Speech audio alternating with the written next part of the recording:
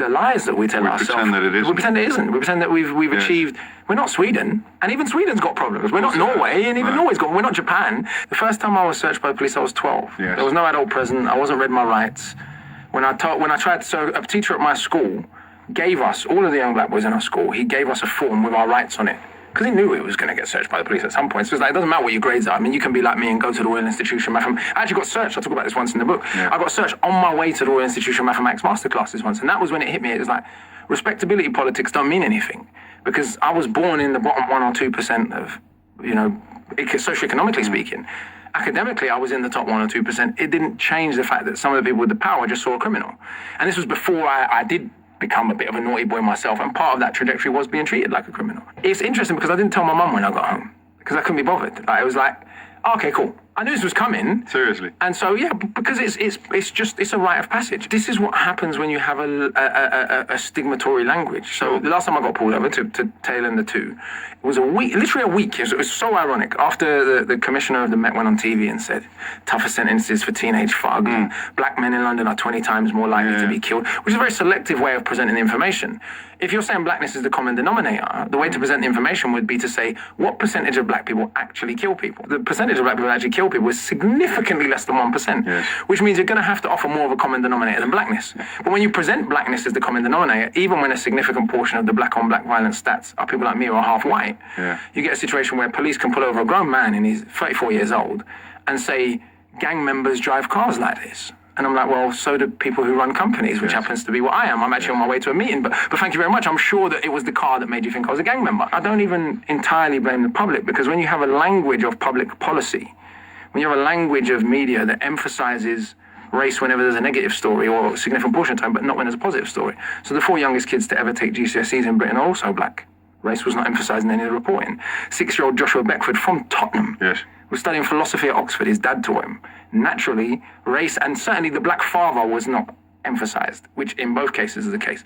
So again, with the West African kids who are doing very, very well at school, thousands of them, race is not emphasized. It's emphasized in the negative. It's like the West African kids are doing better than we are. We need to fix this. And it's very interesting because the journalists who are writing that are not concerned with poor white kids failing. They're concerned that poor white kids are failing relative to black kids. They're not actually concerned with poor white kids themselves.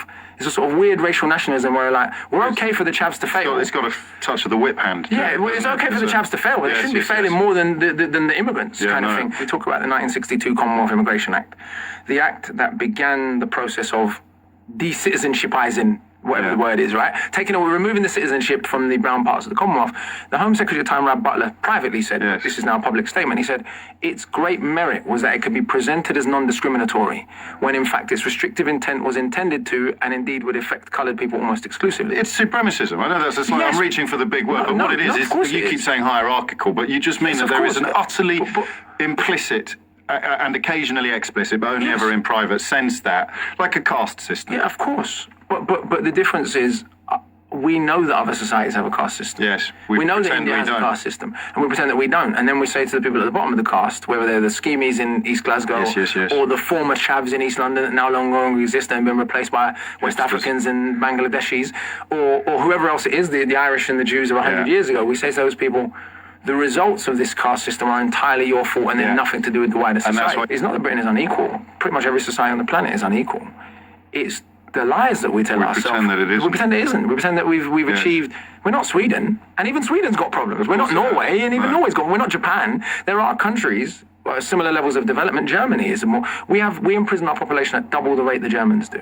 And this is one of the ironies of racism, one of the brilliances of it, is that some of the very same people currently demonizing black people as criminals are handing the state power to put their kids in jail. We're 2% of the country. The British prison population has grown by 82% in 3 decades. Do we think that's all black people? We don't live in America. A massive scandal like the fact of thousands of kids essentially getting unfairly expelled from school simply because they're black and their teachers believe they're trouble is no story at all. The fact that young black kids are significantly less likely to be entered for higher tier GCSE even when they have the same grades as everyone else.